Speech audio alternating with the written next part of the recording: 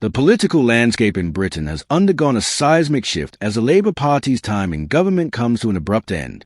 What began as a hopeful new chapter in British politics has concluded with more questions and answers about the state of our democracy. If you're trying to make sense of how a party that promised so much could fall so dramatically, you're not alone, and you'll want to subscribe because we're about to go deeper than any other analysis out there. Let me show you something fascinating about how political promises translate, or fail to translate, into real governance. The Labour Party came to power with what many consider the most ambitious manifesto in a generation. Their pledges to transform welfare, tackle inequality, and create a fairer society resonated powerfully with voters weary after years of Conservative rule. But fast forward to today, and those same voters are left wondering whether they were sold a vision that was impossible to deliver from the start. The turning point came during what political commentators are now calling the accountability session that changed everything.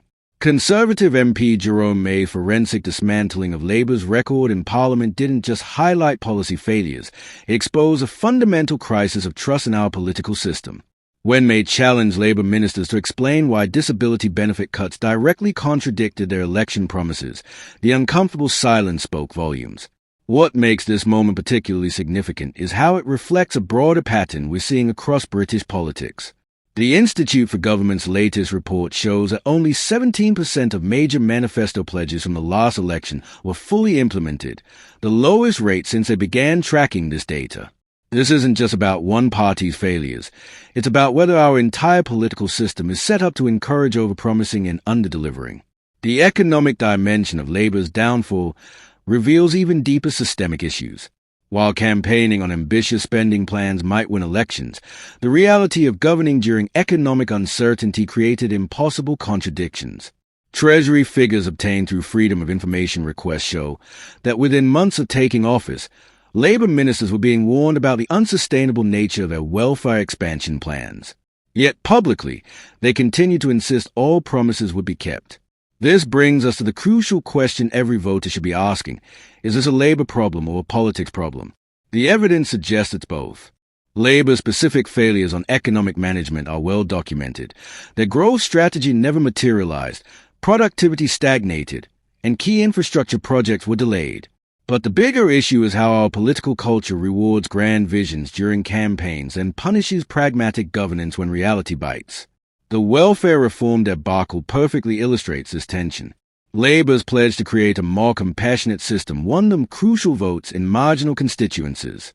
However, when faced with the fiscal realities of an aging population and sluggish economic growth, their attempts to reform disability benefits while protecting budgets collapsed under their own contradictions. The resulting legal challenges and public backlash created a crisis of credibility from which they never recovered. What does this mean for the future of British politics?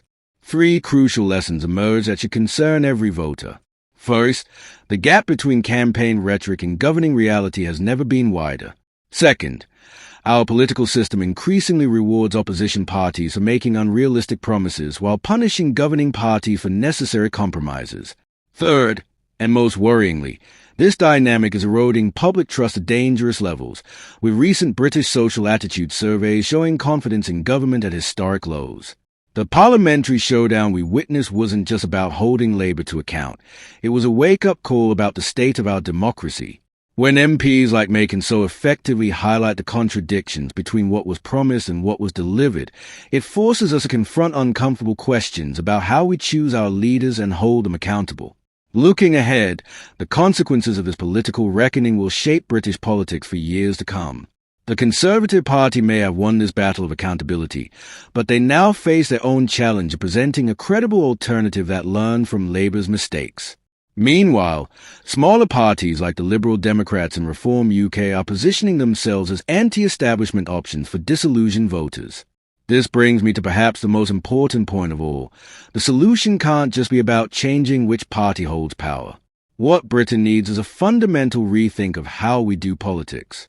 From more honest manifestos to better mechanisms for holding politicians accountable between elections, the Labour government's collapse should serve as a catalyst for much-needed democratic reform. If you found this analysis valuable, Make sure to subscribe because next week we'll be examining an even more explosive development, the secret cross-party talks about overhauling Britain's political system that could change everything you know about how we're governed. Trust me, you won't want to miss it.